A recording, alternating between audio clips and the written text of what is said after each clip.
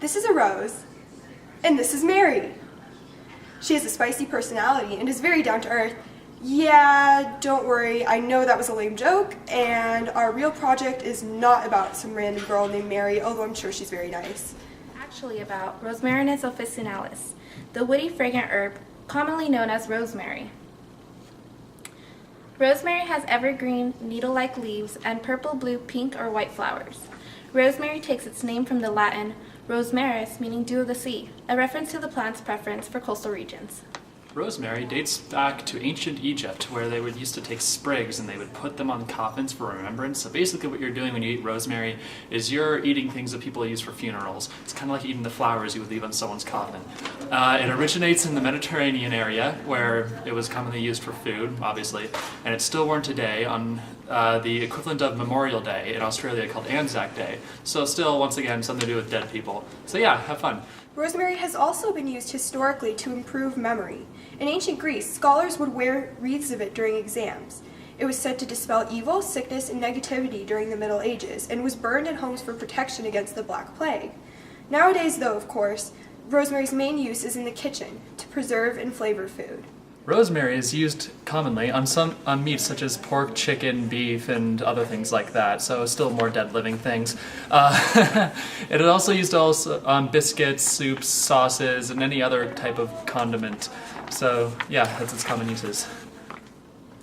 One medicinal use of rosemary is in reducing joint pain and inflammation. This is because it contains salicylic acid, the main ingredient in aspirin. This ingredient also lends it antimicrobial properties. So if you want to go kill some fungus or bacteria, you can use rosemary. Who knew? There are 22 commonly identified chemical components in rosemary essential oil.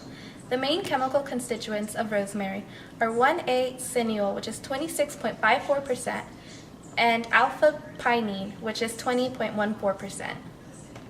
1,8-cineol, also known as eucalyptol, is an alkane containing one oxygen atom bonded to carbon atoms on both sides. Its chemical formula is carbon 10, hydrogen 18, oxygen. Eucalyptol is a hydrophobic molecule and is therefore insoluble in water. It is contained in bay leaves, sage, basil, and camphor laurel, as well as in eucalyptus and rosemary. Alpha-pinene is one of two isomers of the alkene pinene. Its chemical formula is C10H16, and it is another hydrophobic molecule. There are two enantiomers, plus alpha-pinene and minus alpha-pinene, and both are found in nature. Alpha-pinene is contained in many coniferous trees, particularly pines, as well as in rosemary. So basically that's everything you really need to know about rosemary. There isn't really many things left to learn about a plant. So because my group also likes giving me things about dead people, our interesting fact about rosemary is that it was used in William Shakespeare's Romeo and Juliet, not just Juliet, and Hamlet. You know, that book that everyone was supposed to read over the summer that we know you all read, so you know exactly what I'm talking about. Yeah, that.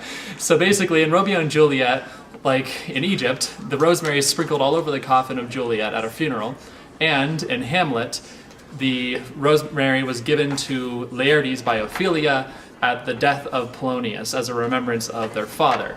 Another interesting fact about rosemary is that it was used as one of the main ingredients in Napoleon Bonaparte's cologne that he would commonly use in his everyday life. Yeah, that's it.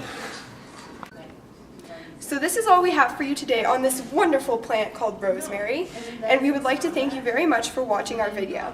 Now, I am probably going to go home and make a wreath of this so I can wear it for our exam on Wednesday and hopefully remember everything.